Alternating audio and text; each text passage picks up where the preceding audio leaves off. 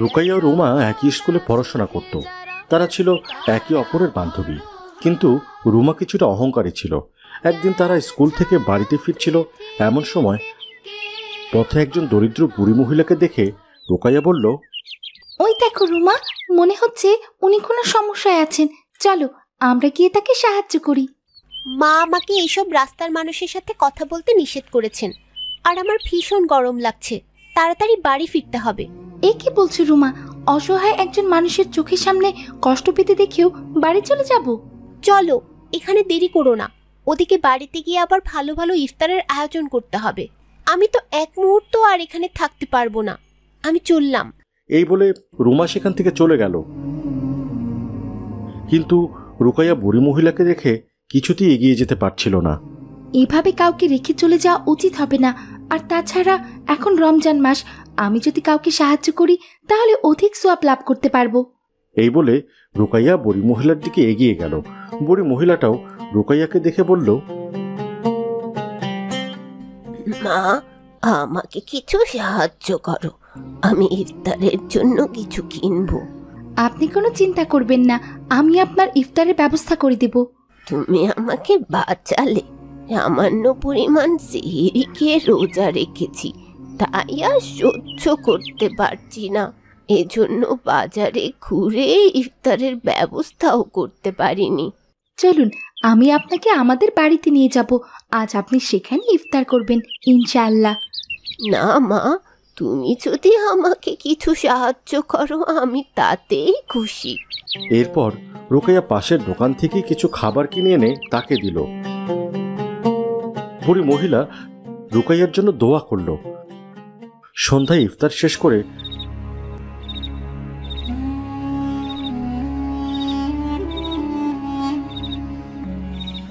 রুকাইয়া তার বাবাকে বলল, বাবা, আমরা কি অসহায় মানুষদের সাহায্য করতে পারি না? হ্যাঁ মা, অবশ্যই পারি, কেন পারবো না। বাবা, আজ স্কুল থেকে ফেরার পথে আমি একজন বুড়ি মহিলাকে ইফতারের জন্য খাবার কিনে দিয়েছি। আমি না দিলে হয়তো সে ঠিকভাবে ইফতারও করতে পারতো না। মাশাআল্লাহ, তুমি তো অনেক ভালো কাজ করেছো। কিন্তু বাবা, ইসলামে এমন কোনো নিয়ম নেই কেন যে অন্যদের সাহায্য করতে হবে? কে বলেছে নেই? অবশ্যই আছে মা। তাহলে বাবা, আরো অনেকেই তো সেই পথ দিয়ে যাচ্ছিল, কিন্তু কেউই তো তাকে সাহায্য করেনি। রুকাইয়া মা, ইসলামে অসহায়কে সাহায্য করার কথা বলা হয়েছে, আর আমাদের মতো ধনীদের জন্য তো জাকাতকে ফরজ করা হয়েছে। জাকাত? জাকাত কি বাবা? জাকাত গরিবের হক, এটি ধনীদের সম্পদের অংশ, যা গরিবদের অধিকার। এইবার ঈদের আগে আমিও আমার নিজের সম্পদের জাকাত দিব ইনশাআল্লাহ। সত্যি বাবা? হ্যাঁ, জাকাত সম্পদকে পবিত্র করে, আর তাই এই ঈদে আমি গরিবদের জন্য নতুন কিছু জামা কাপড়ের ব্যবস্থা করব ইনশাআল্লাহ। এরপর রুকাইয়া বুঝতে পারল ইসলাম অনেক সুন্দর। কয়েকদিন পর রুকাইয়ার দেখা হলো তার বান্ধবী রুমার সাথে। রুমাকে দেখা মাত্রই রুকাইয়া বলল, আসসালামু আলাইকুম রুমা। ওয়ালাইকুম আসসালাম। রুকাইয়া, তুমি এখানে? হ্যাঁ, আমি অসহায় মানুষদের জাকাত দেওয়ার জন্য বেরিয়েছি। বাবা অসহায় বাচ্চাদের জন্য অনেক সুন্দর সুন্দর জামা কিনেছে, তাই আমি মহল্লায় অসহায় বাচ্চাদের দিতে যাচ্ছি। হ্যাঁ হ্যাঁ রুকাইয়া, তোমার বাবা তো একদমই বোকা। আমার বাবা আমাদের সব সম্পদের জাকাত আমার চাচা ও মামাকে দিয়েছেন। অন্য মানুষদের দিয়ে কি লাভ বলো তো? তোমার চাচা ও মামাকে দিয়েছে, কিন্তু তারাও তো অনেক বড় লোক। হ্যাঁ, তারাও তাদের জাকাতের টাকা এই ফকিরদের না দিয়ে আমাকে দিয়েছে। আমি এই টাকা দিয়ে অনেক দামি দামি খেলনা কিনবো। রুমার এমন কথায় রুকাইয়া অনেক বিভ্রান্ত হলো। সেদিন রাতেই রুকাইয়া তার মা হাফসা বেগমকে এসব বিষয়ে জিজ্ঞাসা করতে লাগলো। মা, আমার চাচার মামাও তো বড় লোক, তারা কি জাকাত দেবে না? হ্যাঁ মা, তারাও দেবে। তাহলে তাদের দেওয়া জাকাতগুলো কি আমরা পাবো? মা রুকাইয়া, জাকাত গরিবদের জন্য, আমাদের জন্য না। কিন্তু মা, আমার বান্ধবী রুমার পরিবার তো আত্মীয় স্বজনদের মাঝে জাকাত দিয়েছে, যেন নিজেদের সম্পদ নিজেদের মাঝেই থাকে। এখনকার মানুষেরা শুধু নামেই ইসলাম পালন করে, কিন্তু এতে তাদের দুনিয়ার নাম হলেও আখিরাতে কোনো লাভ হবে না। আল্লাহ কোরআনে বলেছেন, জাকাত তো কেবল ফকির, মিসকিন, কর্মচারী, দাসদাসী ও ঋণগ্রস্তদের জন্য। এটা গরিবদের জন্যে, যেন তারাও সুন্দরভাবে ঈদ উদযাপন করতে পারে। মা, তাহলে তো যারা গরিবদের না দিয়ে নিজের আত্মীয়দের দেয় তারা ঠিক কাজ করছে না, আল্লাহ তো তাদের শাস্তি দেবেন। হ্যাঁ মা, রাসূলুল্লাহ সাল্লাল্লাহু আলাইহি সাল্লাম বলেছেন যে যে ব্যক্তি তার সম্পদের জাকাত দেয় না, কিয়ামতের দিন সেই সম্পদ বিষধর সাপের রূপ নেবে। তারপর এটি তার গলায় পেঁচিয়ে ধরে বলবে, আমি তোমার ধন সম্পদ। এই কথা শুনে রুকাইয়ার মনে আল্লাহর ভয় সৃষ্টি হলো।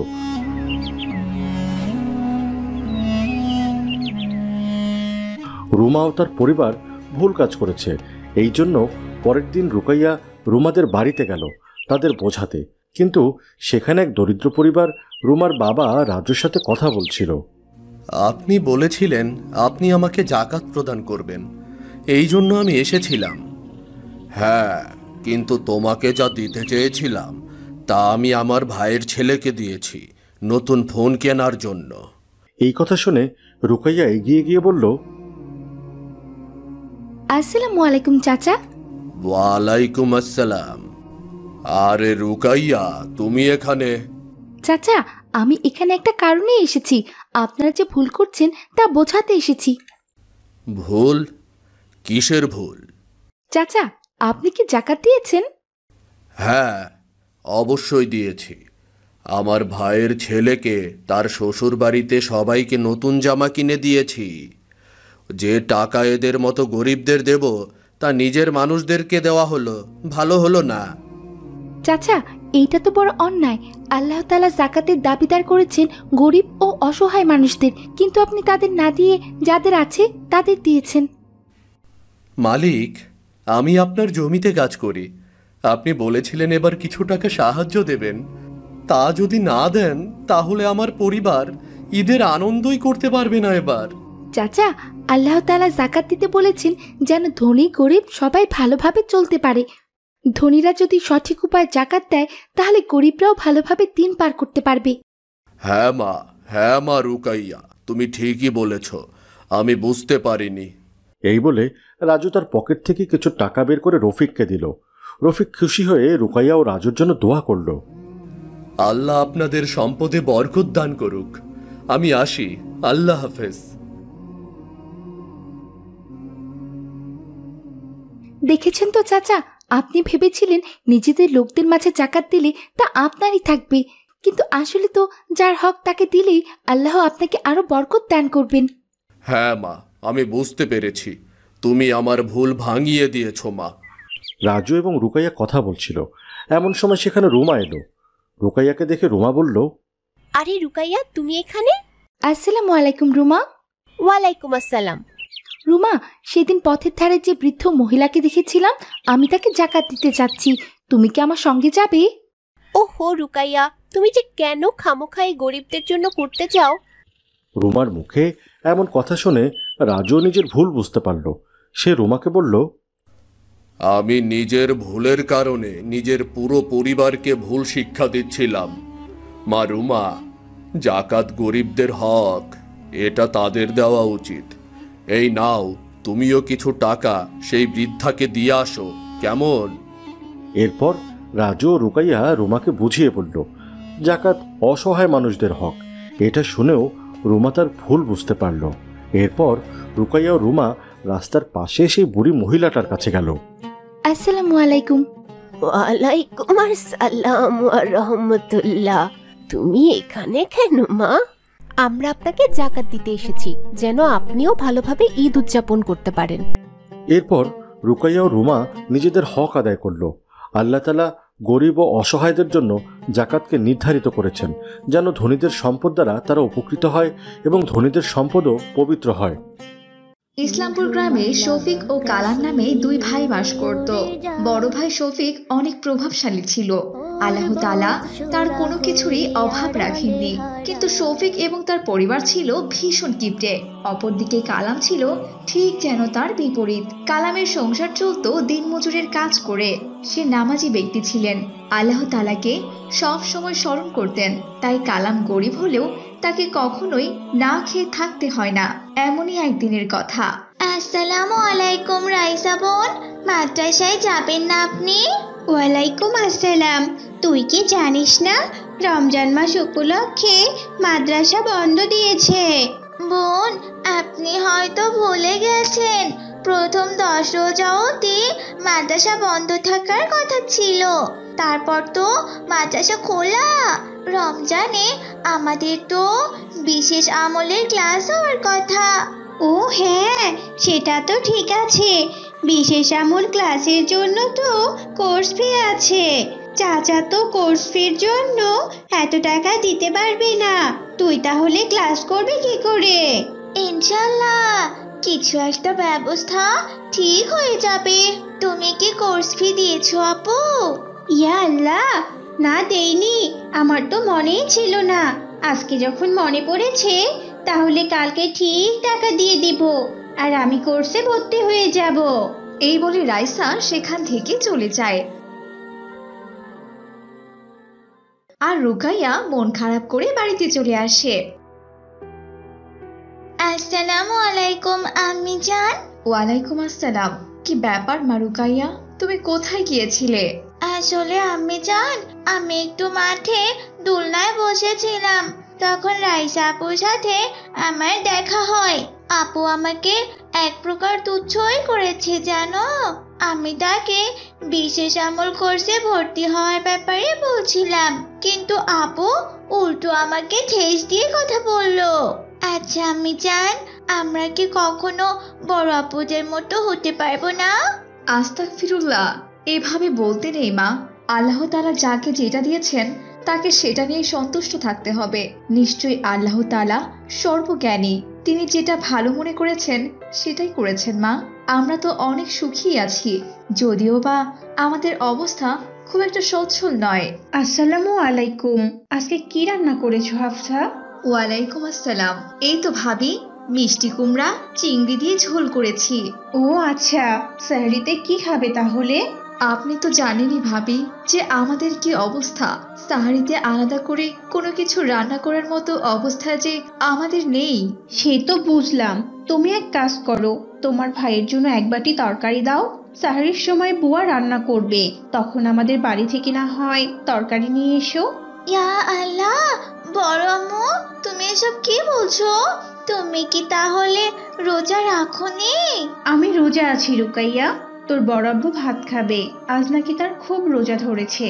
কিন্তু বড় আম্মু, ইফতারের তো আর মাত্র 1 ঘন্টাই বাকি আছে।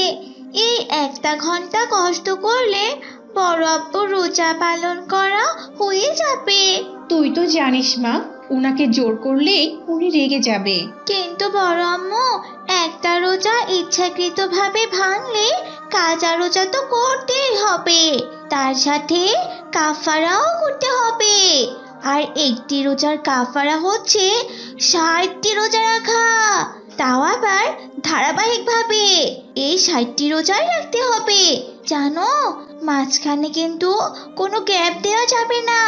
তরকারি চাইতে এসে এত কথা শুনতে হবে জানলে আমি কখনোই এখানে আসতাম না।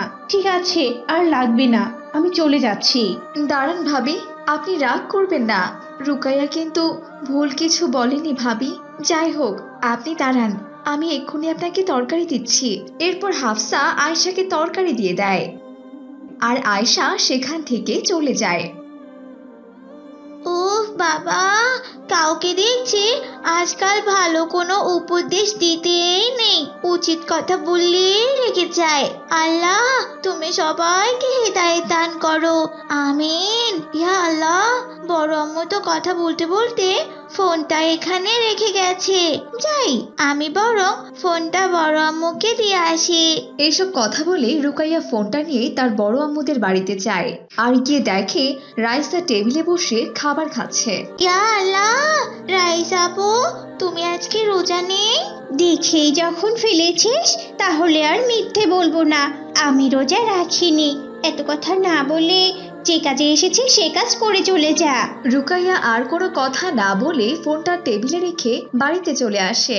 জানো আমি জান, বড় আম্মু আমাদের মিথ্যে কথা বলেছে। বড় আব্বু তো রোজাই রেখেছে।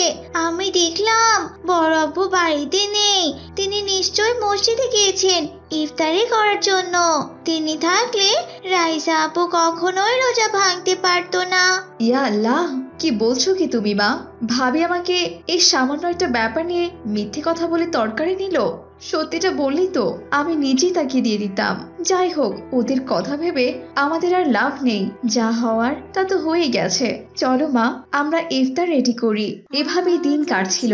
দেখতে দেখতে রোজার প্রায় শেষের দিকে শফিক বেশ কিছু শাড়ি আর লুঙ্গি নিয়ে আসে, তাও আবার জাকাত দেওয়ার জন্য। কালামের তো অনেক অভাব, অনেক ঋণ আছে ওর। আমি বরং ওকে অন্য কিছু না দিয়ে টাকা দিব, তাহলে ওর উপকার হবে। শোনো, টাকা দিয়ে ওদের লোভ দেখিও না, নয়তো কয়দিন পর পরই টাকা চাইতে আসবে। তুমি সবার মতো কালামকেও লুঙ্গি দাও আর হাফসার জন্য শাড়ি। জাকাতে তো খুব কম মানুষই টাকা দেয়। টাকা দিতে গেলে কি আর টাকা কম লাগবে নাকি বলো তো তুমি? কিন্তু সে তো আমার ভাই। আত্মীয় স্বজনদের মধ্যে কেউ গরিব বা ঋণগ্রস্ত থাকলে তাকে জাকাতের সাহায্য দিতে হয়। আহা, ব্যাপারটা তুমি বুঝতে পারছো না। আমি তো তোমাকে জাকাত দিতে নিষেধ করছি না, শুধু সবাইকে যেভাবে জাকাত দাও সেভাবেই দিতে বলেছি। তাছাড়া তোমার ভাই আর হাফসার ব্যবহার দিন দিন খারাপ হয়ে যাচ্ছে না? কদিন আগে ওদের বাড়িতে গিয়েছিলাম একটু তরকারি আনতে। হাফসা তরকারি না দিয়ে উল্টো রুকাইয়ার দ্বারা কয়টা কথা শুনিয়ে নিয়েছে আমাকে। তুমি তো ওদেরকে নিজের জমিতে থাকতে দিয়েছো, ওদের মাঝে ওর কোনো কৃতজ্ঞতাই দেখছি না আমি। কি? এ তো খুব খারাপ কথা। ঠিক আছে, আমি তাহলে ওদেরকে আর কোনো টাকা দিব না, শাড়ি লুঙ্গি পাঠাবো। এরপর শফিক তার ভাবনা মতোই কাজ করে। সে একটা লুঙ্গি আর শাড়ি জাকাত হিসেবে রুকাইয়াদের বাড়িতে পাঠায়। ইয়া আল্লাহ, এবারও বড় আব্বু জাকাতে আমাদের শাড়ি আর লুঙ্গি দিল। আব্বু জানের গত বছরের লুঙ্গিটা একবার ধুতেই ঘর মোছার কাপড়ের মতো হয়ে গেছে। আর তুমি তো শাড়িও পরতে পারোনি আম্মি জান, এতটাই পাতলা ছিল সেই শাড়িটা। আমি এক্ষুনি বড় আব্বুকে এসব কাপড় ফেরত দিয়ে আসবো। আমাদের জাকাত চাই না আম্মি জান, এইসব লোক দেখানো জাকাত নেওয়ার কোনো দরকার নেই। না না মা, এমন কাজ তুমি করো না। এতে যে তোমার বড় আপু অনেক কষ্ট পাবেন। তার যেটা ভালো মনে হয়েছে তিনি সেটাই করেছেন মা। এদিকে শফিকের বাড়িতে এক বৃদ্ধা আসে। কি ব্যাপার চাচি, আপনি এখানে? আমি তোমাকে এই শাড়িটা ফেরত দিতে এলাম শফিক।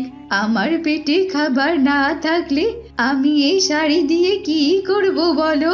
এই শাড়িটা তুমি ফেরত নাও আর আমাকে জাকাতের হিসেবে কিছু টাকা দাও বাবা। আমি খুব অসুস্থ, নিজে চিকিৎসা করাবো। তার উপর আমার যে অনেক ঋণ আছে, আমার টাকা লাগবে বাবা। শাড়ি দিয়েছে এটাই তো অনেক, আবার টাকা চান আপনি? সত্যি বাঙালিকে বসতে দিলে শুতে চায়। কেন চাইবো না? তোমাদের সম্পদে আমাদের গরিবদের অধিকার আছে, বুঝতে পেরেছো? আর তাছাড়া এই সম্পদের এত বড়াই করো না। আল্লাহ তাআলা যেমন দিতে জানেন তেমনি নিতেও জানেন। আল্লাহ তাআলা ধনীদের জন্য জাকাতকে ফরজ করে দিয়েছেন। তিনি কখনোই চান না এক পাশে থাকবে 5 তলা আর অন্য পাশে থাকবে গাছতলা। যে জাকাতের কথা কোরআনে 86 বার উল্লেখ করা হয়েছে, সেই জাকাত কিনা তোমরা দিতেই চাইছো না।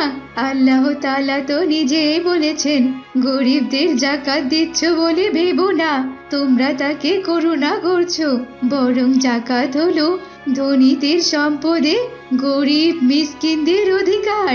আর আমাদের অধিকার আমাদের দিতে যখন তোমাদের এতই আপত্তি, তখন ঠিক আছে, তোমাদের দিতে হবে না। আমি এই শাড়ি নেব না। ধরো বাবা শফিক, এই শাড়ি তুমি তোমার বউকে দিও, আমার লাগবে না। এই বলে বৃদ্ধা সেখান থেকে চলে যায়।